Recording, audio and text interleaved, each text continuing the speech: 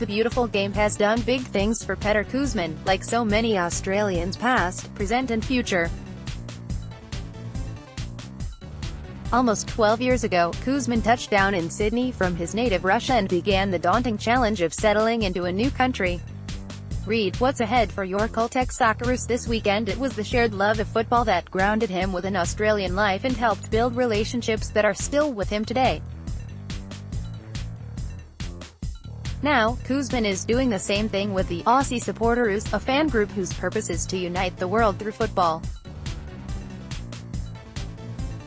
In the weeks prior to the 2018 World Cup in Russia, the 40-year-old created the Aussie Supporteroos page on Facebook, opening up expressions of interest for those interested in playing in a fan World Cup in Russia. The page quickly drew interest online and was comprised of Australian football fans from 5 states. Anyone can join the Aussie Supporteroos. Click here for more information. Kuzmin organized friendly matches against the Caltex Socceroos Group C opponents France, Peru and Denmark in the lead-up to the tournament. And when the Fan World Cup commenced in St.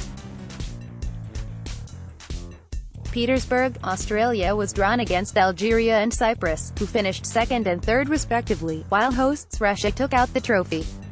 Although the concept was formalized in Russia, Kuzmin says the idea originated when he was invited to play on the Russian team against New Zealand in a similar fans tournament during the Confederations Cup last year. Following the success of the Supporteroos, he will now continue to reach out to football fans across the globe whenever the Caltex Socceroos play abroad.